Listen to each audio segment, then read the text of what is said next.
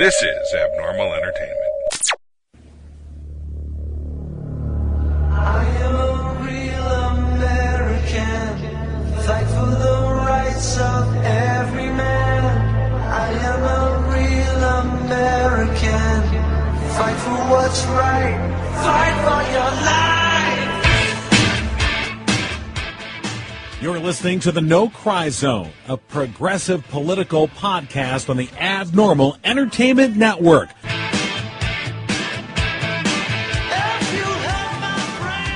And welcome to the No Cry Zone, week something. It's all a big blur now that we're post 100 days in. That means that only 3 national security individuals have been fired to date. There's more coming, I bet. The most recent on the Tuesday night massacre, or Nixonian... Tuesday afternoon. Tuesday brunch massacre.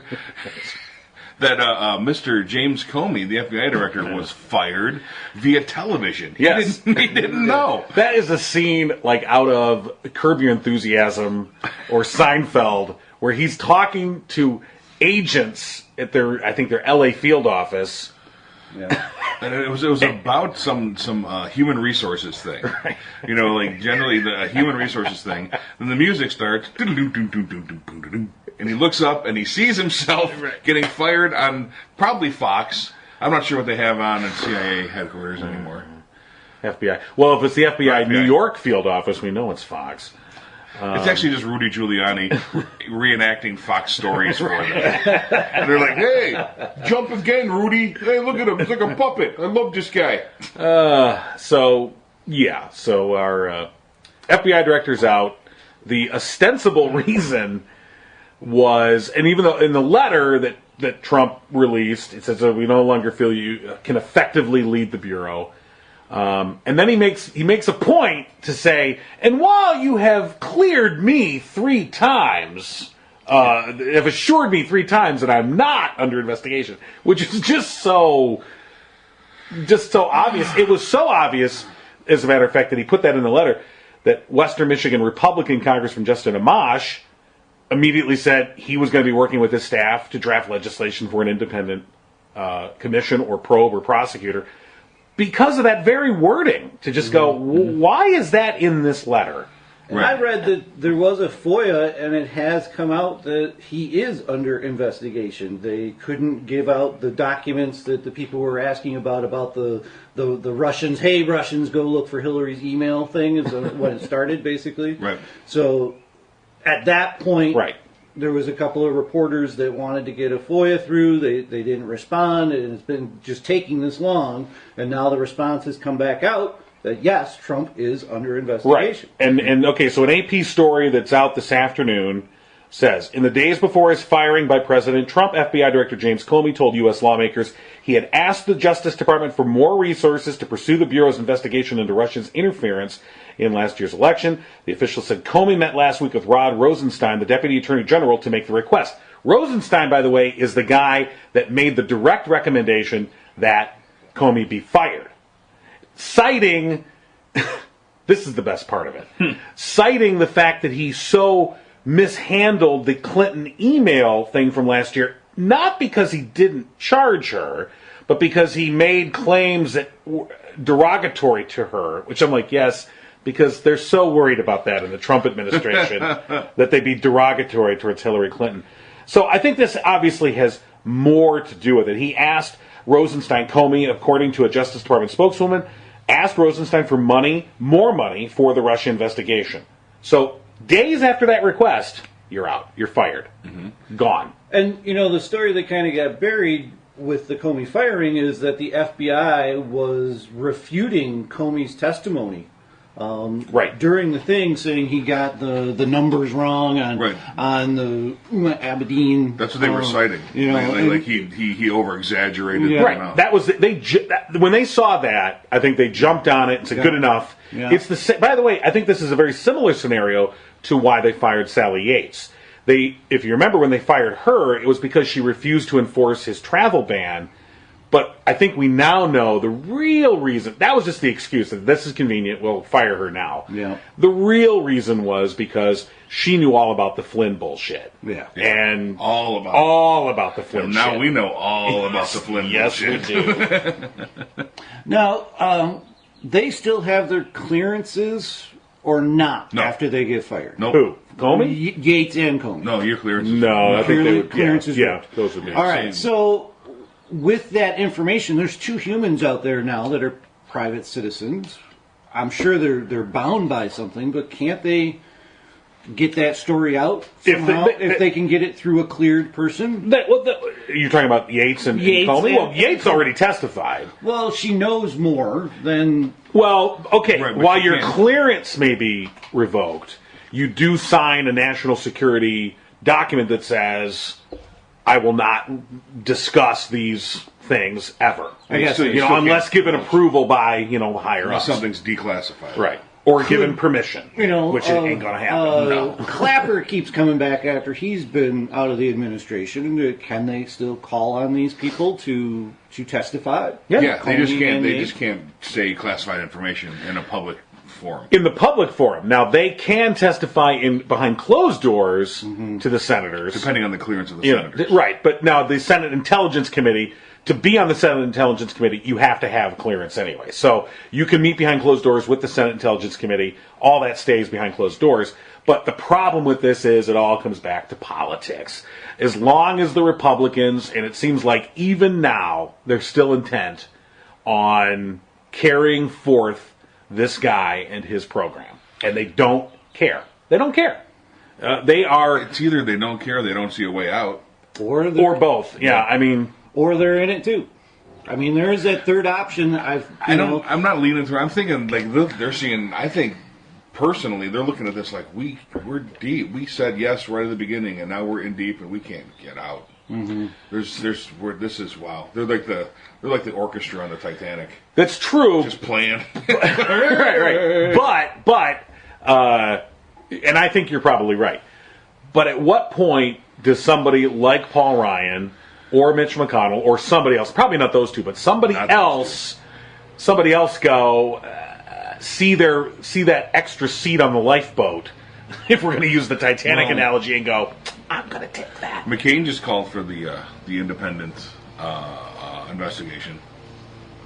That's if you hear the lawnmower, that's Rob's totally legal citizen friend Luis, Right. that does his lawn. No, wait.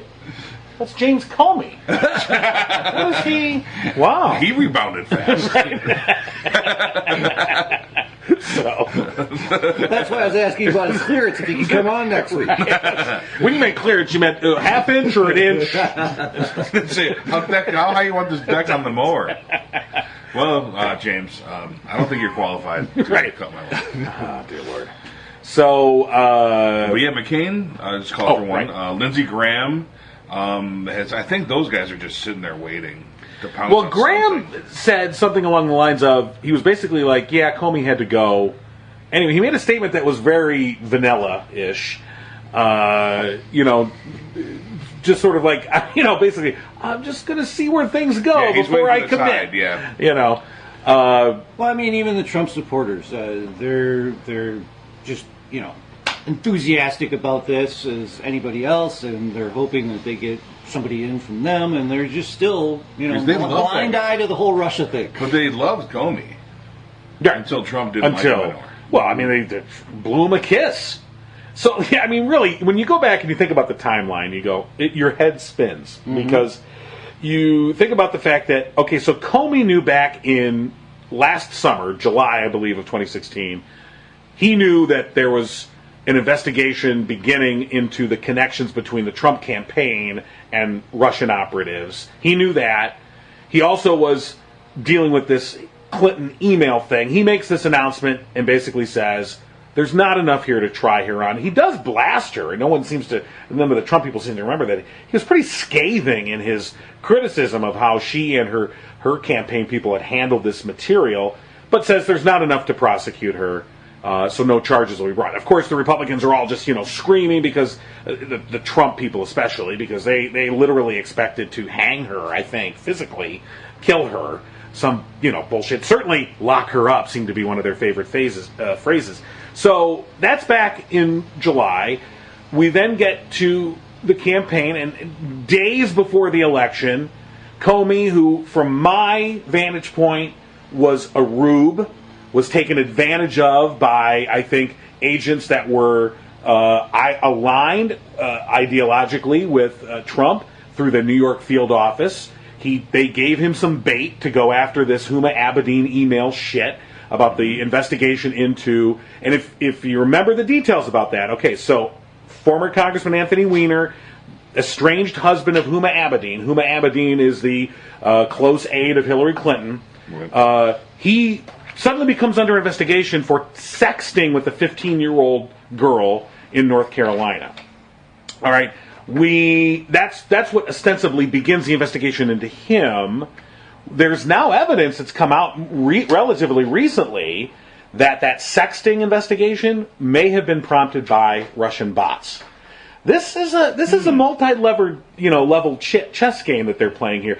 They may have started this investigation into Weiner because they exactly knew what they wanted to have happen. They wanted to they knew Huma Abedin was this weak link. And if they can start an investigation into Weiner, they can then use her connection to Clinton and her connection to Weiner. She becomes the conduit by which they can then force an investigation that will taint Clinton. That's the October surprise that they were hanging on to, and that's when Comey came out and said, well, we're looking into these emails, which turned out to be completely bullshit. All right, that there was no because the insinuation was there was more emails. It turns out no, these are all the same emails that had already been looked at before. Some of them were saved by backup servers. Some were forwarded, but nothing along the lines of what he said. But of course, he does that just days before the election. We know the polling data shows that tanked her, especially in key spots like Pennsylvania, where you had people that they had no love for Hillary Clinton. Mm-hmm. They were going to reluctantly vote for, and they either A, didn't show up to vote, or voted for a third party, or voted for Trump. And that tipped the election. This all paid off in a big way. So then Trump takes office, and almost immediately is blowing kisses to Comey in the Oval Office. He's a Batman villain. Well, and now, but Comey, I believe I think that video of him blowing a kiss at Comey, that's going to be one of those, you see those, that's going to be the Zapruder film of this whole thing. Because you can see on Comey's face how uncomfortable he is at the fact that Trump is so effing stupid that he publicly, in a most demonstrable way, says, "You're my bitch, James Comey. Mwah! Thank you." And Comey, I just get a sense that Comey was like, he's got a 10-year appointment. He's not appointed by Trump. That I just feel like that he kind of dug in his heels then on this whole Russia thing. Like, well, I'm going to have to now prove my independence by carrying out this Trump-Russia stuff. Right. I'm really going to have to go hard on that. I think, and Trump, of course, is so stupid. He doesn't realize what he's doing. When he does this blowing the kiss thing, he just thinks, he's so giddy with power, he doesn't realize, that's the worst thing you can do. Shut the fuck up. Why would you do that, dummy? Because he's an idiot. But for someone like Comey, he's like, I got a reputation. I think he dug in his heels on the Russia investigation from that point forward.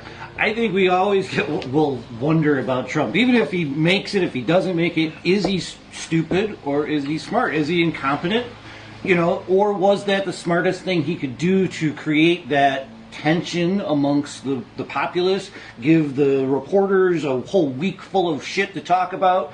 I think he really does that. He's been living his life like that. That is what his brand is made on, is what the press says about him. And if he's in the press, he knows that all I got to do is keep this going, and people are talking about me and talking about me and talking about me. That works in some industries.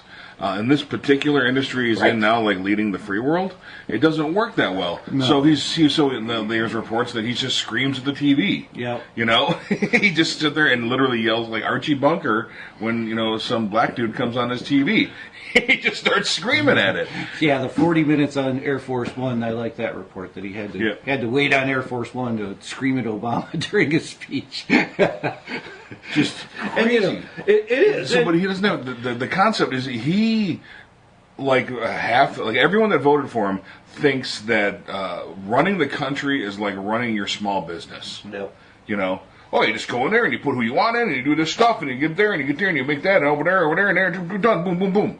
And it doesn't work like that. Right. And he's figuring this out now. People are going to call you out. Kellyanne Conway today, I think it was, he was on, she was on some CNN show, I think, Kumo show? Is that who's on CNN? Oh, Cuomo? Chris, Andrew? Okay. No, Chris? Something. Chris Cuomo. Yeah. And she said that people shouldn't be second guessing the president because it's, you know, you just don't. It's not something that's done. And she's very indignant about people who would second guess the president. I'm like, oh my God. Right. You guys don't get it. Number one, all of you people were the people that were third, fourth, and fifth guessing the last president, the black guy. The last two. Okay, They did right. the same thing to Bush. Well, not those Republicans. Trump did. You know, well, but Trump did it when it was advantageous to him to do so. Which is Trump. You know, exactly. right. But you're dead on. I think the whole notion of, which was brought up early, that he thinks he's going to run this like a business, and it's not a business. It is not a business. I don't think he's learning on the job, though, because I think, and right, these reports we're getting that he's yelling at the TV and that this whole Trump-Russia investigation, like, he really thinks he can make it go away. Yeah. And I think that he thought, if I just fire Comey, it'll go away. We probably thought of Yates. If I just fire Yates, exactly. it'll disappear. And it's really as a kid going, oh, there's this fire. There's this can of liquid. I'll throw it on the fire, and that'll put it out, because liquid puts out fire, right? Let's just say, okay, good enough. It's probably even more ridiculous than that, because what he's trying to do is he used to be the master of the bait and switch.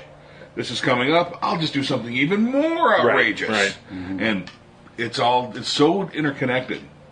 What he doesn't get is how the government works.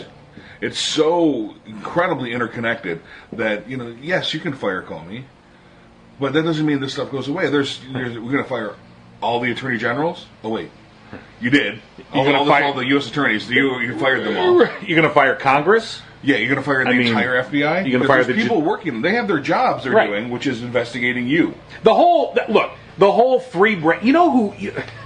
Remember early on when Pence went to go see Hamilton? Yes. Really, Trump should have been the one to go see Hamilton, because he might have learned about the three branches of government.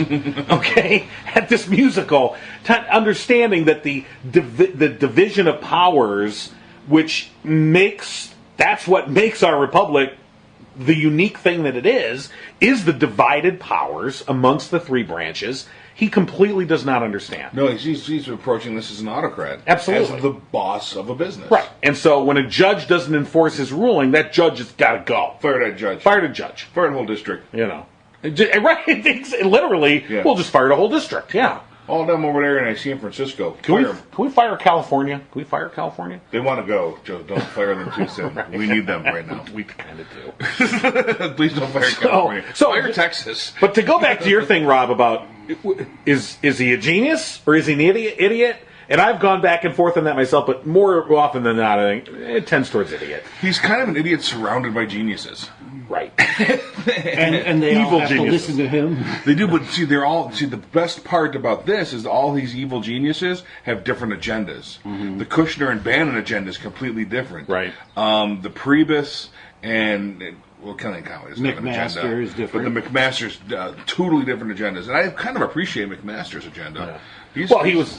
I'm sorry. Go on. Yeah, he's kind of got it going on, but they're all going in these separate directions. And the one Trump agenda is, make me more money. That's the only one he has. Right. So, and he was himself out of jail. I mean, I really do. Right now, I really do think that his whole presidency so far has been one big scandal that he has been trying to tamp out, with these weird actions. And he knows by his previous experience, if he does these weird-ass things, that will control the press for a certain amount of time, and he can operate again. And whether or not it works for him in the end, I don't know. But if he does get somebody in the FBI that is going to, stonewall this operation, he might get it. But to think, though, that it would go away, his firing of Comey has, emboldened the Democrats, who didn't really need it, but this has pushed them forward even more. But it's also emboldened people, like I said, Justin Amash. Republicans are now, John McCain. Republicans are now, renewing the call for it. We need an independent investigation now. So we had a White House staffer immediately tweet out that Amash needs to be primaried. Right. What are you? That's bad. Yeah. You can't do that. Ethics violation. Oh. And they do this all the time. They violate ethics all the time because they don't have any. Right. All right? They don't even know what that means. Well, and here's my perfect example is the Flynn thing. Nobody really knows how the Flynn story got to the Post. Well, what if it was the Trump team trying to insulate themselves, trying to put out the fresh meat? Could be. Hey, we're all complicit. Let's put this guy out there. He's really bad. He's got paperwork going back to Turkey and Russia and all kinds of shit. Right. They'll stop at him. And that's what I really do think is going on, is they're trying to put up a firewall. He even said it in his letter, and it wasn't me. And I really think that's like an admission of guilt. That means it has no place in the letter. The only time you would need to say that is if you are in trouble. Right. So I think they're following the Warren Commission report. Where's our patsy? Oh, Flynn. It didn't work. Damn it. Yates, can we fire her? We already fired her. Shit, who? Oh, it's Sessions? Crap. He recused himself, right? Right. Well, tell him to unrecuse, write a letter, recuse again. Right. And then we're going to fire Comey. Yeah, I did have a question about that. Since it did come from him, is that legal? It actually, the interesting thing is, he's recused? I guess from what I thought that too myself. We're talking about Sessions? Yeah, Sessions. So, but I guess technically it came from this Rosenstein guy, who is, because Sessions recused himself, Rosenstein's now leading the investigation at the Justice Department, okay, because he's the next deputy up. He's the guy, and so don't forget who he was. He's the guy that Comey went to the other day because he's now in charge of all this, because he can't go to Sessions anymore. Sessions recused himself. So he goes to the deputy and says, I need more money, and we're going to dig deeper. And then he's fired, a few days later. Mm-hmm. So not a coincidence, I don't think. No. And so I think while Sessions was mentioned, I think it was really Rosenstein's recommendation that led to the firing. I think Sessions concurred in the sense that when you're firing an FBI director, you do want the AG to be on board with it, I suppose. But technically, it came from Rosenstein, is my understanding of it. So as far as the loophole was. Right. And his letter was just backing up what Rosenstein said. Right. So I agree with right. And it had nothing to, and it mentioned nothing about the Trump-Russia investigation because he can't. So, but it's still BS. And I thought another odd quirk to the timeline is as soon as Lindsey Graham said, I want to look into I want to follow the money. I want to look into his business ties. I want to look further in this. After he got done with Clapper and Yates, he was on board with, this is right in the Russian playbook. We need to look into this. All of a sudden, that's when the fire was too hot for the Trump team, and Spicer came out and was freaking out and telling people off and. and it just became this fire as soon as Graham said that. Yeah. Trump lawyered up. They're going to send out a letter. The grand jury convened. There's a grand jury summons, right? And for the business dealings. Yeah, and I can't remember which one of the Intel tweet leakers it was, but said it was one of them was a RICO case, and RICO is all about money. And those type of things, I think, is the real motivation behind Donald Trump. Most of the time, the RICO stuff is used for organized crime and money laundering. Right. So what they're looking at is the money laundering via Russia. and through Russia. Well, it also can be used though for any sort of conspiracy. It most is used for money. You're right. It doesn't necessarily have to be. My understanding is you can use that for a straight up conspiracy, in which there has to be certain things that are met, but. I think the money thing is in there anyway. I think these little tidbits about the money are just going to keep popping up, just like this Golf Digest guy. Had an interview with in 2014 with, he was playing golf with Trump. He got paired up with Eric, poor guy, in the golf cart, and he basically, flat out asked him, "Hey, nobody is loaning money in America to create golf courses. Not even cheap ass golf courses, but you guys are asking for hundreds of millions of dollars.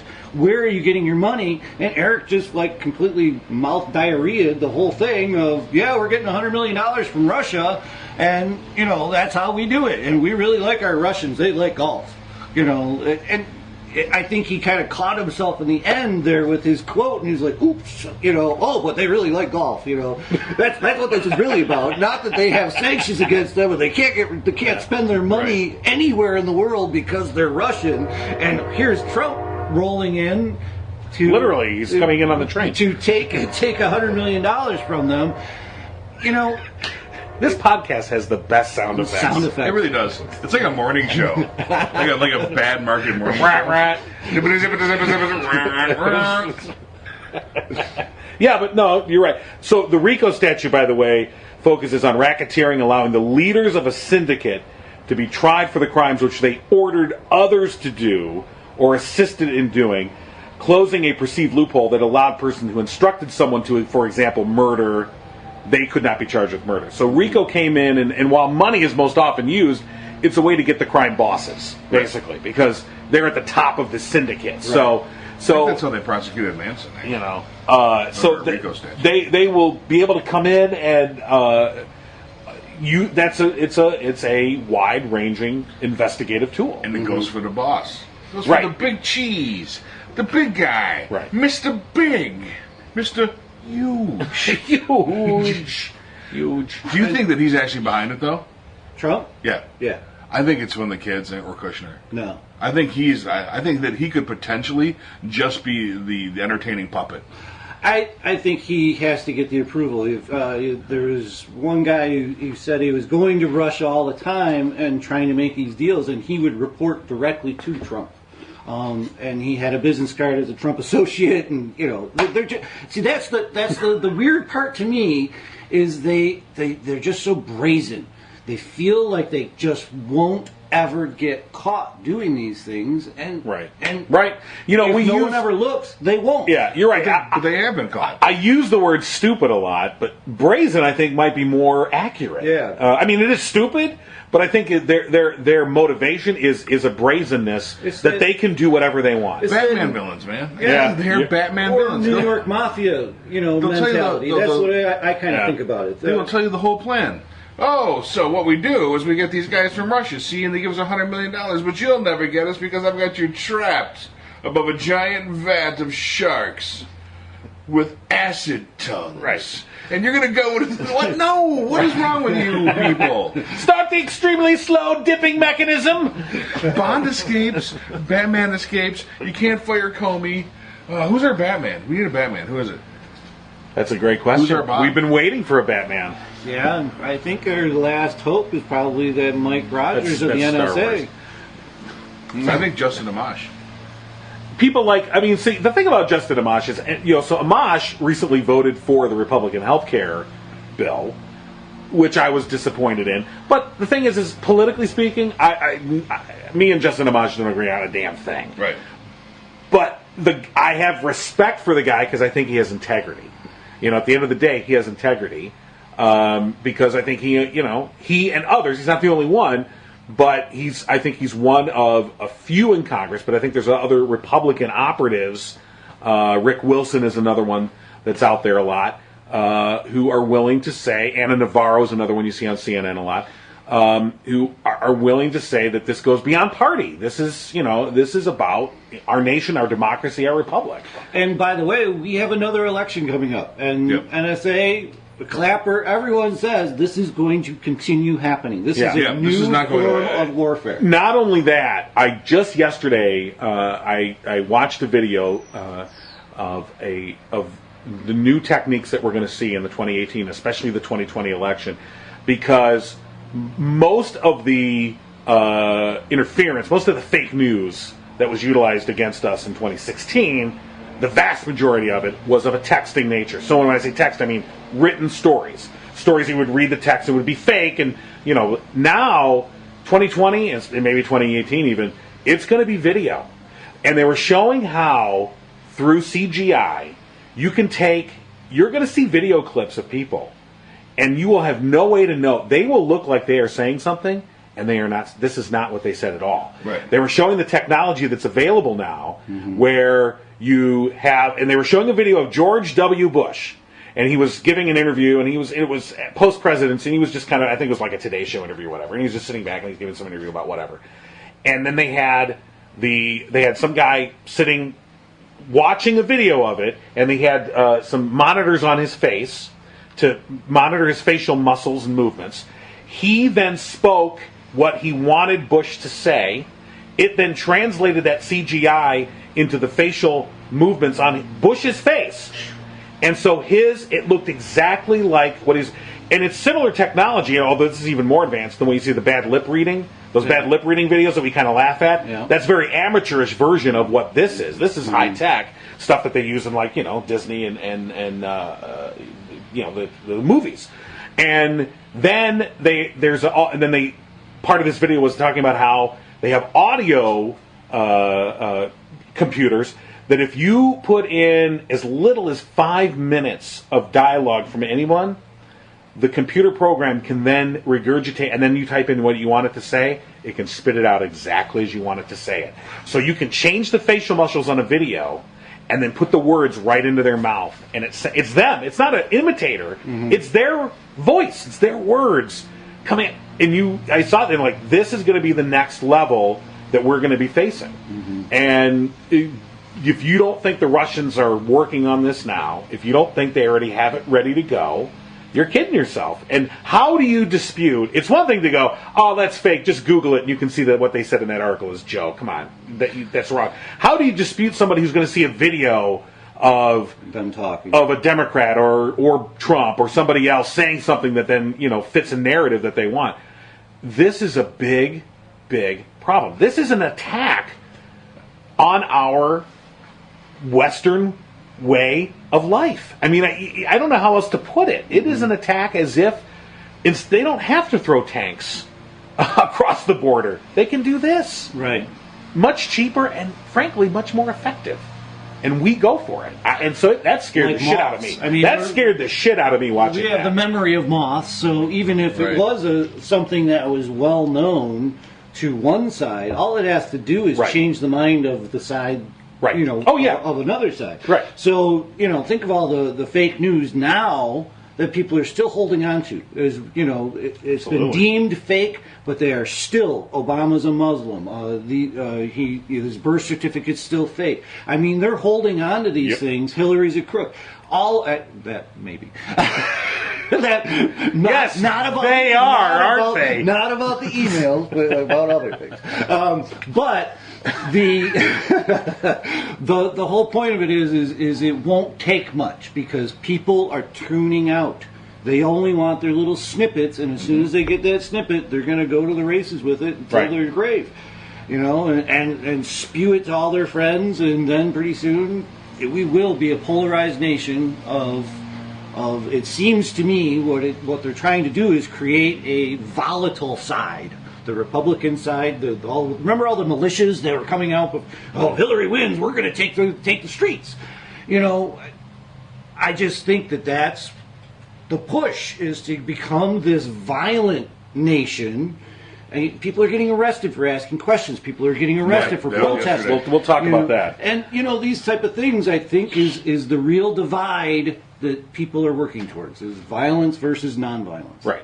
And this I think is so effective at disrupting our political systems that and like I said before, even if Trump didn't win, Putin, this would have been a big win for Putin, because there would have been complete disruption. You talk about those militia groups. Had Clinton won, we would have seen all those groups. We wouldn't have seen indivisible groups rising up. We would have seen all those Tea Party groups and all those militia groups that would have been in the street and lock her up, and and we would have seen that endlessly, and the turmoil would have gone on and divided politics. And this is just fine for Putin. And in fact, I almost feel like Putin's like, oh, we shouldn't have. We helped Trump a little too much, because I think having Trump be such an obvious tool in every sense of the word has not been good for Putin, because had Clinton won, I think it would have been better for Putin, because the whole Russia thing, that would have been sort of faded away. Now it's just front and center, and we have to find a way to. This is what it really comes down to. We have to punish Russia. I don't know whether it's through sanctions or whatever, but we have to deter Russia or anyone else from feeling like they're getting a positive gain from doing this. The pain from doing this has to be more than the positives they receive from it. And right now, they are getting no pain, none whatsoever.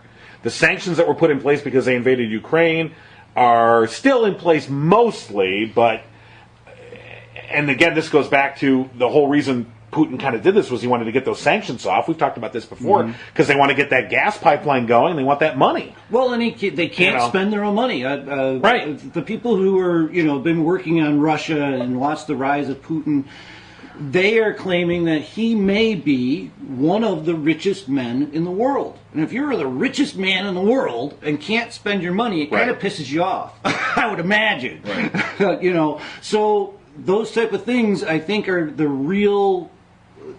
The real story behind all of this is Obama did strike a blow to Russia, and Russia hated Clinton and hated Obama, and they came back with a vengeance. Right. So the point is this, though. What do we do to Russia? The whole notion of, I think it's fairly well proven that Russia meddled in the election. I think as the evidence increases, we see how deeply they've done it. But to say that question is still in the air is nonsense. Yeah. It's settled. It's settled that they meddled. Right. Oh, I like that. And the Armed Services Committee had a hearing with NSA Mike Rogers that nobody cared about. It didn't get any news, and he basically laid this out.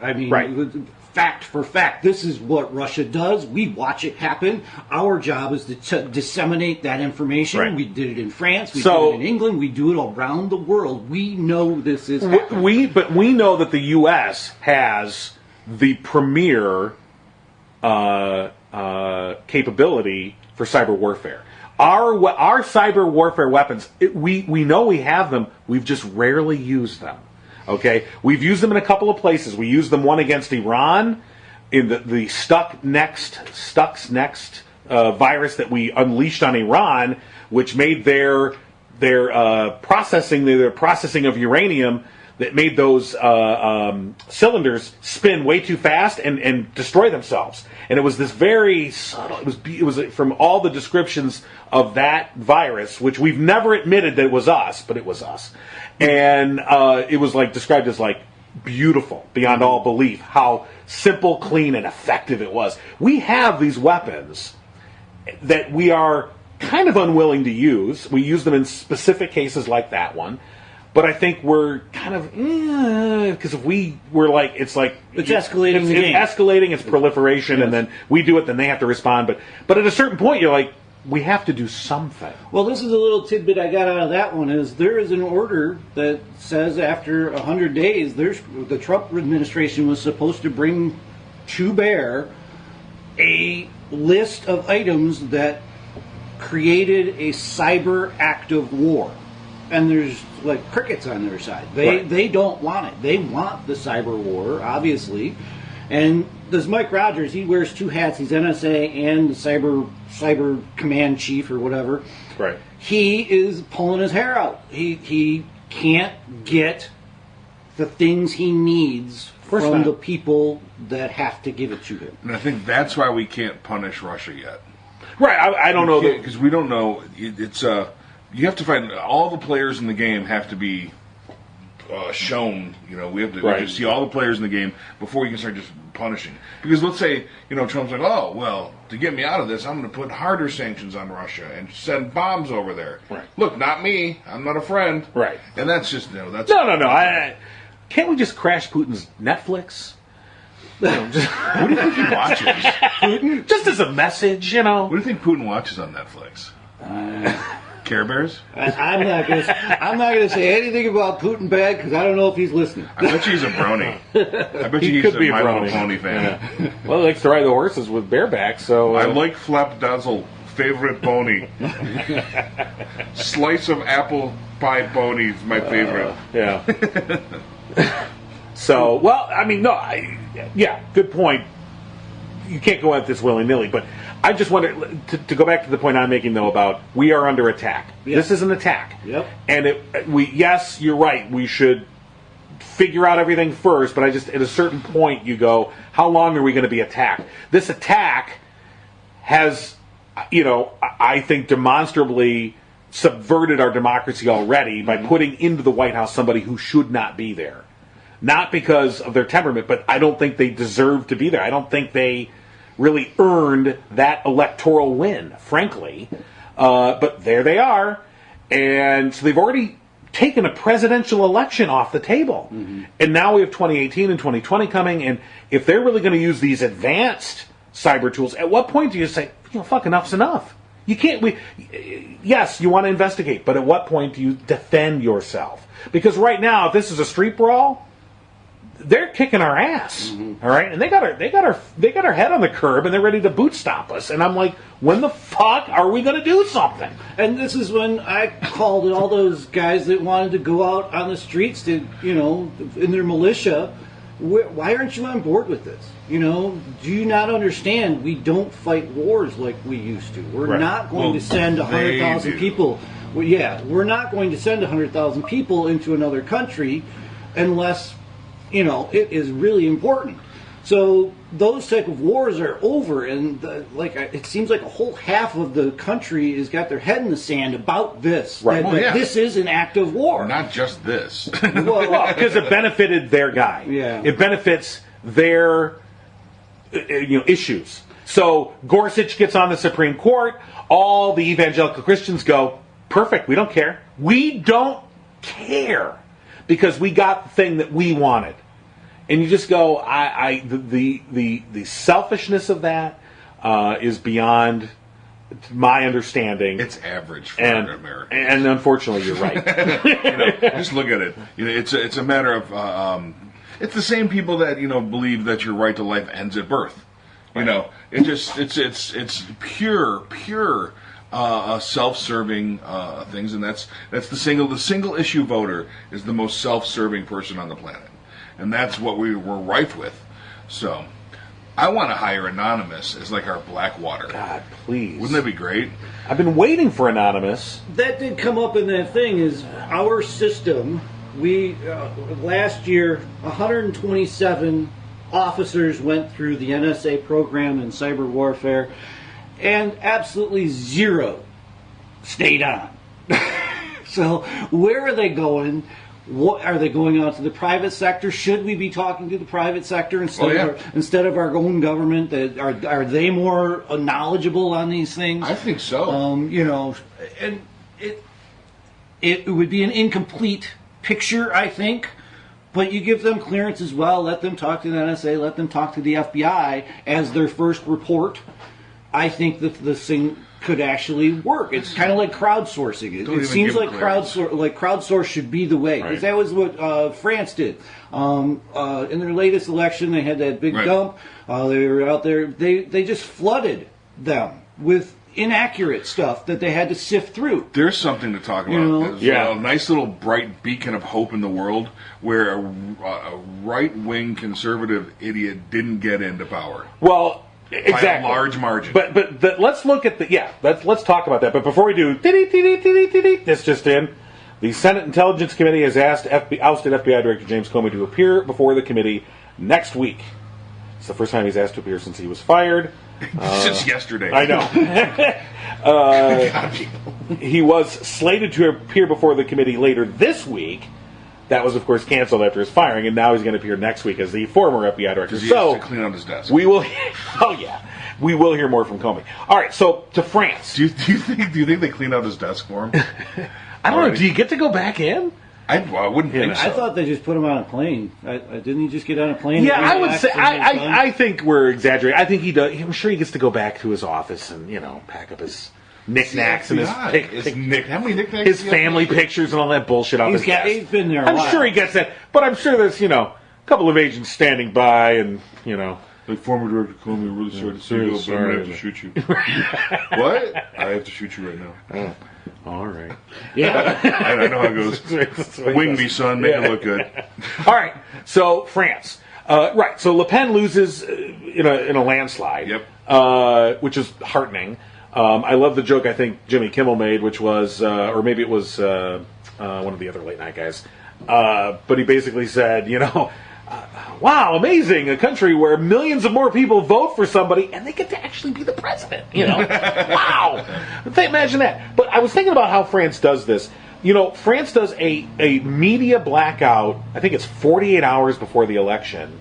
That's why that dump of the Macron stuff didn't really work, because I love the fact that it's blacked out 48 hours beforehand. The media can't report on the election, and maybe it's just 24 hours. But I love that. That one little feature in this instance, I think, played a big part of it. Mm-hmm. But I think more to the point of what you were saying was that the French were ready and waiting, and Macron specifically, their campaign was ready and waiting, and they themselves prepared all this dummy shit to be like, here, you figure it out. Yeah. We're gonna. It's almost like it's like firing off a dummy flare or whatever to make them go after that, and they did, and it worked. So smart for them, and we need to be that smart. They have a much different election too. The election is completely controlled by the nation, not by their provinces and all that. Like that was another thing that came out is the NSA had told some of the states, your stuff is very easily hackable. We just want to go in and look and see if it's been hacked. And many of the Secretary of States in these Rust Belt areas that are held by Republicans now said, no, our stuff's fine. Go away. You're the big bad federal government coming to get us. And that can't happen either. Our election has to be controlled much tighter than having the county clerks in control. We saw how good that happened with the marriage thing. That the county clerks and the Secretary of States, they can't do this. I saw one. 200,000 voters magically weren't on the voter rolls in some of these states, and some of these states that was more than enough to win that state. Right. So, it doesn't mean that they went in and hacked the election. It means they went in and got the voter rolls and hacked their voter rolls. They didn't hack the voting machine, which is what the other side just keeps screaming, it didn't change one vote, Right. It changed a ton of votes. It did. I mean, they specifically went after that. It's voter suppression. And there's all different avenues of voter suppression. That's been a Republican tactic for 20 years now. And they fine-tuned it to an art to prevent people from voting, because they know the more people vote, the less chance they have to win, which takes us back to France, which holds their elections on Sunday. Yeah. Hi. That simple maneuver... 73% actually...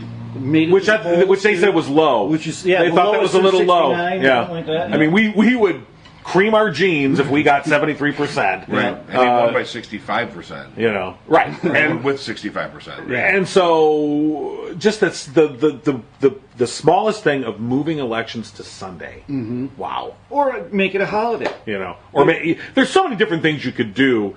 That would be one simple thing, and it has nothing to do with they're not complex, right? Make it a holiday, or move it to a Sunday, or increase early voting, or even the first step you can do is just allow no reason absentee voting. Just that simple step alone would increase participation vastly. But of course, we can't do it because it's held hostage by these political forces, like you were just saying. Mm-hmm. But you have these secretaries of state who, we go back to the 2000 election. if you remember the Secretary of State of the state of Florida, when Catherine Harris, all right, who also was a co-chair of the Bush for President Committee in Florida, and you just go, how the fuck is that allowed? Yeah. You know, Because his brother was the governor. I know. I mean, but you're just like, that's bullshit that you can have somebody that's in charge of the election also be legally allowed to be in charge of a campaign. Right. That should just be no. It's one. You can be one or the other. You want to be in charge of the campaign? Great. Resign your office. Right. You know. I mean, on the surface, everyone says, yeah, that's right. But again, we're polarized. Yep. No, it's my guy. She can do that. That's fine. Right. And see, what worries me is if and when the Democrats are able to get a majority again, and hopefully in 2020, the census year, I'm afraid that the temptation to just do exactly what has been done from time immemorial, to just gerrymander districts back to their point of view, will be too great. And I think that the party, as currently established, will probably go along. They won't be as brazen, but they'll go. Instead of saying, "Okay, we own this power now," we're going to make the big move, and that is we're going to put through legislation that creates bipartisan or nonpartisan districting commissions, and these districts are going to be drawn up in a fair way that has nothing to do with politics. And the thing is you have to win this political power and give some of it back. Mm-hmm. And I think that temptation is to go, no, I'm going to use it all. I don't know. I mean, remember, that's the party that didn't invoke the nuclear option when they could. Just You know. because they saw it down the line that they were going to lose on it. They didn't for not for Supreme Court justices. They invoked it previously for federal court justices. Yeah, but the Republicans just invoked it for everything but Supreme Court.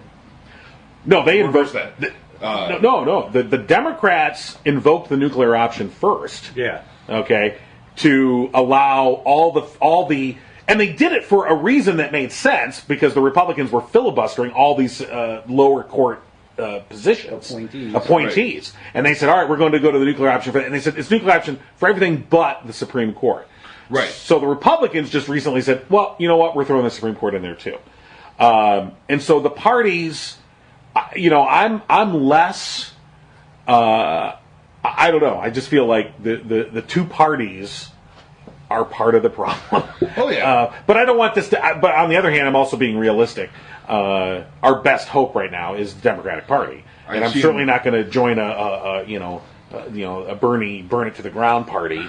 No, thank you. You said the burn it to the ground, and that was one of their things that they had to create rules that a mass amount of Americans would stand behind because it's the right thing to do, and make the other side kill it to show their true colors. I mean, it seemed childish to me, but in lieu of this, it kind of makes sense that, you have to kind of like this healthcare. Think of how many Republicans hated Obamacare. They didn't even really know what the hell it was, Nope. But they hated it. Soon as it got taken away, or talk about taking it away, and talk about the real things that were going to happen when it got taken away, bing, light switch, it's now affecting me, I'm going to be against it. So, in those districts, let's say we gave back some of the power, and they stayed red. That would be kind of a lose for the Democrats. They probably could have flipped a couple, but they stayed red. Now, when they gain the majority again, they have to go in and actually change that rule and look dastardly in order to create this status quo that they had before. I think it's like an investment. Mm-hmm. If the Democrats were to do that, it's like, yes, you would give up some short-term political power in this cycle and maybe even the next one after that. But you'd be gaining as cycles go on because, generally speaking, the more people that can vote, the more often they vote Democrat. Mm-hmm. And if you can increase that, and the gerrymandering is a problem because it allows representatives to be insulated from the populace. Right. They don't have to respond. So here in Michigan, and across the country, you have all these Republican congressmen who really don't necessarily give a shit if all these people come out and say, you're going to kill me. because their districts are gerrymandered to allow them to win. Now, wouldn't that be short term though, too? I mean, you piss them off long enough, they're going to start voting you out, right? I think that's a short term thing. So it's a weird thing that when people complain about Congress, they are not complaining about their rep. They think their rep's doing a good job. Absolutely. Yeah, because it's their Polls have shown that for years. Yeah. Yeah. So you're stuck with that. I also think we underestimate, like we're talking about, the selfishness of people. Sure. I think that they actually enjoy being this selfish. Yeah. You know? Yeah. Absolutely 100%. I love that the black guy's gone. I love that Trump's in there doing all this stuff. I don't care if we get blown up. Who cares if it took Russia to do it? Right. They got my stuff done. And that's what you're going to face, even without gerrymandering. You're going to face all these people. Right. We didn't count the yard signs, remember? Yeah. Well, So- I did. I didn't believe it though. I didn't believe my count. I just thought that all the Hillary people were scared. I mean, I really did. I mean, I was, I was that person. I wouldn't put out a thing on my lawn, no matter who I'm. That just invites problems. So I really did think. I really thought that the people who are really going to vote for her, they're just not 100% behind her enough to put a sign up. And they did. Obviously, that's wrong, though. They did vote for her, though. A lot of people did. Yep. It's interesting. So, and then again, we have to bring up the fact that in the social media wars that John has been delving into again, Hillary and Obama are still the bad guys. Yep. They're still the villains. Imagine if Hillary was in. That's a common theme, and they can't get around it. Mm-hmm. So when that's the defense right now, Right. And of course, you're not dealing with world-class debaters either. So And I do think that is a dog whistle for this Comey thing too. Yep. That's why he made it about Hillary. He made it. Just put that H word out there again, and they're just going to froth at the mouth. they are, but they're not picking up what the administration's saying though. Mm-hmm. The reason is he was too hard on Hillary. That's why he had to be fired. That's our reason right here. He said the wrong stuff. He was too tough. That was their excuse that they were happy to jump on. Right. But, I guess as maneuvers go, this was just so stupid on their part. Oh God. I mean, this just, like I said, it's throwing gasoline on a fire. And then the tweeting of crying Chuck Schumer. Right. I'm like, why? Why can not the people that support this man not see? I don't know why. I know it's the backfire effect. Well, I know it's all for the kinds of selfishness that you were just talking things. about. But the fact that he's like just calling the senator names. Right. Like a child, like a 3-year-old. Well, and not only, yes, there's that aspect of, are you an adult or a child? But you think about it, crying Chuck Schumer, who was crying about his relatives killed in the Holocaust, there's that. Or Pocahontas, calling Warren Pocahontas because of her Native American heritage. So they're more than just these, toss-off childish terms. Right. I mean, they have this deeper, impact that just goes to a complete lack of just about everything. Intelligence, empathy, any kind of historical precedent. you're right, exactly, historical knowledge, And, for that matter. you know- I'm sure that if you would have said to Donald Trump Saturday Night Massacre, he would have thought that was some 70s exploitation movie. I'm in the Hall of Fame for Yeah. wrestling. I saw that show. What? He would have had no idea what you're talking about. Well, I keep going back as this is all in the dictator playbook. Yeah. All of this stuff the Republican Party has been going at. I mean, it really is all fake news. I mean, they have taken fake news. They created it. Not saying the Democrats don't, and those would be the people that I wouldn't want to support. But you have to admit that the Republicans are just masters at taking this one little tidbit of thing and just playing it over and over and over and over and over and over. Pocahontas. I mean, why do we even know that? If you think about Elizabeth Warren, she is the American dream. She's a daughter of a janitor. She used Pell Grants and all of these things to better herself on the American dime. And here she is, one of the leaders of the Senate, kicking ass on banks and Right. and bad people. But the Republicans have turned that wonderful story and turned it into, Right. she's Pocahontas because she lied about something on an she has application two- 35 years ago. Well, there's right? two problems. There's two problems with it. A, she has a vagina.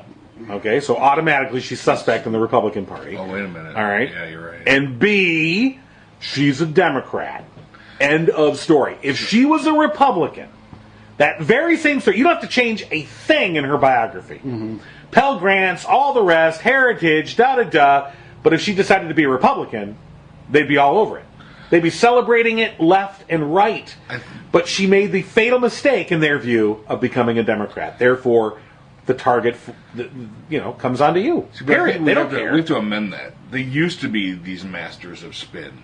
And now it's so painfully obvious. There's people that are supporting the administration that will never, ever change their minds. Move them aside. Doesn't matter what happens. Right. Doesn't matter what you say. Doesn't matter what anyone says. Doesn't matter if Trump eats a live baby on TV. It does not matter. They're all good. This just in, Trump ate a live baby. Oh, okay. Trump eats live baby. Baby refuses to squeal. Ozzy Osbourne, all on board. But they used to. The Pocahontas stuff used to work. This is pre-election. Everything has changed now. Now that he's got power, everything has changed because now a majority of the world, and I think more and more people are picking up steam and seeing the clownish behavior for what it is. So the bait and switch, the Thazzle McDazzle, and it's getting painfully obvious. Fox is starting to talk about it. Yeah. There's Breitbart's turned against him. Yeah. So, it's weird, and that's why he sits and screams at a TV. He didn't scream at a TV during the election. They were very favorable to him. They were giving him coverage. Now he's finding out that just plain old coverage isn't good anymore. Right. Yeah, because they're actually reporting on what he is doing. Right. Well, it used to be all publicity is good publicity. Yeah. But now it's a little different because now you are responsible for things. As a candidate, you're not responsible for shit. Even yourself, you're not responsible for. Yeah, and So the Pocahontas thing played in the campaign. although you see it though now with this healthcare bill too, they're all coming out lying about what's really in the bill. They certainly are. Yeah. So and then it's going to start to affect people, right? And then they're going to remember why. Yeah. The same thing that people were against Obamacare until we started calling it the ACA. Yeah. Right. The ACA is great. You're absolutely right. Campaign and real life policy making are completely different. Right, and they're animals. still trying to campaign. Yeah. Firing Comey's a campaign tactic. Start this fire here. No one's going to see the fire over there. No, we have lots of time to see all kinds of fires, all kinds of channels. Right. Yeah. And somebody somewhere is affected by that. And if they're not affected in the right way, they're going to start screaming about it. Right, So and that's the best we can do. In a nutshell, it's the dissolution of Fox too. Look at it. Yeah. Eventually, things come to roost. Yeah. Eventually, it took many years for Fox, and they irreparably damaged the country, and they still are, just not as loudly. I think back to medieval times when Galileo was, I don't know if that's really medieval, but when Renaissance period when all of the kings and Pope and everyone was trying to tell everybody that the science is bad and the world is flat and these are our beliefs and you better believe them. It took a long time for public to actually come around and know the real truths, and then once they did, power changed. And then the internet comes along, and they're thinking back, the world's flat again. Yeah. So there's that. Flat earthers. Yeah. Well, there's a funny meme of the Flat Earth Society, which is on Facebook. At one point, they put out a post that said, "We have chapters all around the globe," and then somebody responded and said, "Read that back slowly to yourself." The Flat Earth Society with chapters all around the globe. How about all over the trapezoid? So we did mention before about the reporter getting arrested yesterday, which got lost in all the Comey getting fired. It did receive some attention, but I still have not heard what the question was. All right. So basically, they say that this reporter was aggressively tried to get past Secret Service agents and yelling questions at U.S. and Health and Human Services Secretary Tom Price, who was there with Kellyanne Conway. The reporter Daniel Heyman said that he was aggressively breaching the Secret Service agents to the point where the agents were forced to remove him a couple of times from the area. Heyman, who works for the Independent Public News Service, was charged with willful disruption. That's their story. But I think this goes to a larger context of Heyman, by the way, is a former New York Times reporter. This is not some country bumpkin. I think he understands the rules, and it'll be interesting to see how this plays out, because I do think that, especially with Tom Price, the HHS secretary, this is somebody, they don't like to be questioned. Mm-hmm. They don't like it at all. And I mean, I have to feel that for the Secret Service to tell the Capitol Police to take this guy into custody, I think Price is the one that calls that one. Mm-hmm. I think he goes, make this guy go away. And the Secret Service has the ability to then say, yeah, make him go away. I think if Price said, whatever, just ignore him, he's an idiot, and I'm not going to answer him, or tell him, just hold him back, and I'm just going to move on. I think that's Price's call, honestly. Mm-hmm. I mean, they're going to put it on the Secret Service, of course, who are going to say, well, he breached the, security, blah, blah, blah. But I just think it shows a disdain for the press, for the First Amendment, for telling the truth. These are people that don't like to be questioned. They are extremely uncomfortable with it. They took out that MSNBC reporter out of the Secretary of State meeting. Right. These things are happening because they want the optics a certain way. They want the press to be reporting, and they don't want these lawnmowers, these lawnmowers in their feed. Right. So. But here's my point about all this: is name one other instance where we heard about a reporter being arrested for doing anything like that. I mean, I remember press conferences. I mean, even think about the one where the lady laughed in last week. Yeah, in Sessions' thing, and she's now actually been convicted. Was convicted, and There's that asshole that during the Senate speech with Obama screams out he lies. Right. Nothing. And that is free speach. Not only that's nothing. What we hold dear. And you might have hated that guy, but he had the right to do that. It wasn't against the law. It was against a lot of morals, but right. So exactly. But I think it's the narrative now. I knew there was going to be a pushback, that they were going to say, "Oh, he breached that somehow he did something wrong by breaching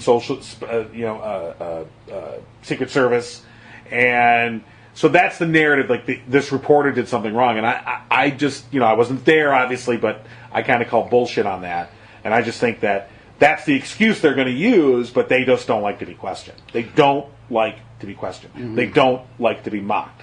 These are people who are not Democrats, small d. Right. These are people who don't like how a republic works. They don't like it. Right. They don't like the First Amendment. Well, they want it to go away. They're not going to arrest They think the TV people either. Right. It's all going to be print people without cameras around. Oh, yeah, exactly. The incident itself was not caught, but there was video of him being led into the Capitol Police office. And so this whole narrative that we see of this administration, and not just this administration, but the Republican Party specifically, and not just the Trump administration, but the Republican Party, that has a disdain for the institutions that our country is founded on. And it goes back to that argument. It's the First Amendment for a reason. Yeah, that a businessman is going to be a good politician. I mean, that argument is absolutely false. A businessman is used to having his own way. He makes the calls. Everybody else just falls in line and does it. A good businessman is a great politician, but a horrible statesman. Yeah. Because he's no longer a politician. Once you get the job, you're a statesman. True. Or a good policymaker. Or a good leader, even, of a republic. And, that thing there is, I think, the underlying cause of the Republican Party going towards the dark side, is they have... Which is why I think that the Democrats had to fight fire with fire. Is, if you think of what happened, long before the 2008, is you kept on hearing these reports of Bush and even Reagan taking these huge amounts of money from Wall Street, from, all of these huge corporations that are, worldwide reaching. I think if you tack that back, that's really the call that these business people are making with their money. Is we have to take out all these rules because we can't get our shit done, and we don't like it. So you guys get out there and go do it. Because we just paid you a whole bunch of money, and I think that tainted the whole system myself. And that at that point, when we were all screaming about it, and we got Bill Clinton in there, that was the point where we needed to stop it, and they didn't. And I think that's what a lot of people are angry about the Clintons for, is they didn't stop it. They knew what was happening, and they embraced it, and they took the money, and they tried to make their party as good as the Republican Party would. And in turn, it was making them both worse. The famous triangulated. Yeah. They triangulated the Democratic Party, which was they pushed the party to the right. To the center, they said, but I feel like they pushed the party to the right. I mean, it was Bill You Clinton. got to go past through the center to get to the right. Right. Exactly. I think, you know what? That's a good point. That's a good distinction. They were pushing towards the center. I think, unfortunately, the pushing kept going. But, don't forget, it was Bill Clinton who signed, the welfare reform bill. It was Bill Clinton who signed the crime bill that we now, 20 years later, see not so good. Yeah. Not so good. And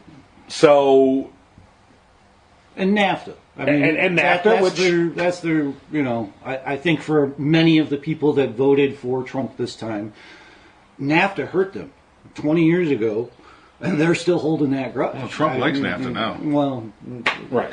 just because he didn't know what it was. And NATO. And all the N-words. I know. He got to N in the dictionary. Right. NATO. Oh, you know what? They say the N-word's a bad word to use, but I think they're good words. These ain't so bad. I'm going to use lots of N-words. I'm going to get a taco bowl and celebrate my new knowledge. Taco bowl. Okay, so predictions for next week. By this point, what do you think? Gosh, everyone's fired. The entire FBI gets fired. Right. I say this is starting. There's the grand jury is gonna get their subpoenaed documents, and we're gonna hear some stuff. Sally Yates is gonna toy with a run. I think there's a new superstar in the making. Right. Could be. I'd like to see that. I think that between now and when we gather a week from now, I believe that there will be some sort of military action somewhere that we will be involved in. We will have initiated. I don't know what. I don't know how big or how small. Is that carrier in North Korea yet? Something. The one that went to Australia. I just feel like it's ripe now to throw a squirrel. Yeah. Well, don't you think the healthcare bill is a squirrel too? Everybody on him about is 100 days and look, we're going to pass something. And if you listen to the congressman that actually voted for it, that is their line is, we had to get this process started. Yeah. We're going to just hand it off to the Senate. We realize things are going to change. Right. But how many of you got paid what? And that's the thing that nobody ever asks. Nobody asks that question of, were you ever paid money by the people who are for this bill?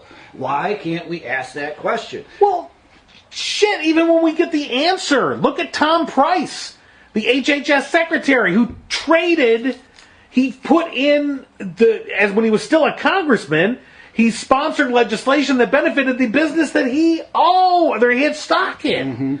Mm-hmm. Even when you find these direct connections, no one cares. Why, in any other world, his nomination would have been canceled. He would have withdrawn, been, whatever. Yeah. Not in the Trump world, not in the Republican world. If it was a Democrat, this is the thing. There is a double standard. If Democrats do it, nail their ass to the wall. And when Republicans do it, everyone circle and make sure this doesn't, everyone circle the wagons and do what we can.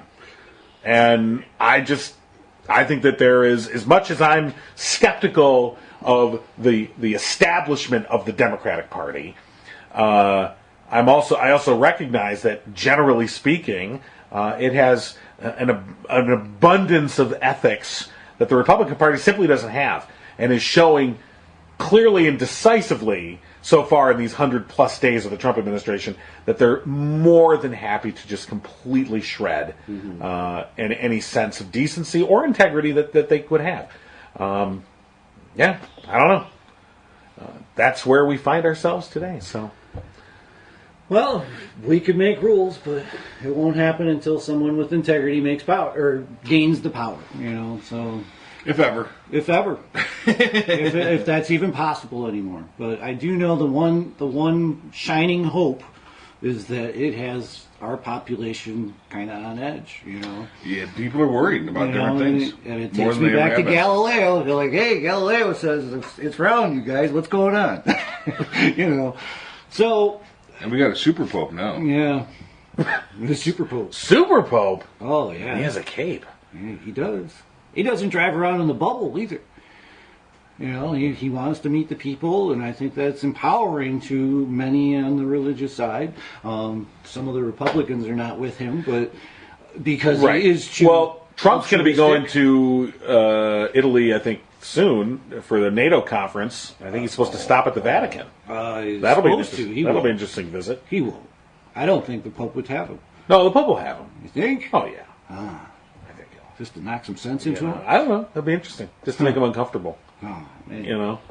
I don't know. Maybe. I can see Trump in the Sistine Chapel. It's nice, but you should put gold all over this shit. Well, that's the other thing about religion. It's got the gold, John. Don't worry. That might be where Trump got the idea. Not enough for Trump. Goldfinger, he's the man with the Midas touch, a spider's touch, such a cold finger. Subscribe to the No Cry Zone on iTunes and Stitcher and at abnormalentertainment.com/No Cry Zone. Find the No Cry Zone on Facebook and tweet at No Cry Zone. Email nocryzonepodcast@gmail.com. And for more podcasts, comics, books, movies, and more, head to abnormalentertainment.com. You've been listening to the Abnormal Entertainment Network. There is nothing like watching a movie on the big screen, and with MoviePass, you can see unlimited movies every month from Abnormal Entertainment. Head to abnormalentertainment.com and click on the MoviePass banner to get your first month free. And after that, it's only $30 a month to see unlimited movies, even on opening day. Go as many times as you want. Have a blast with MoviePass and abnormalentertainment.com.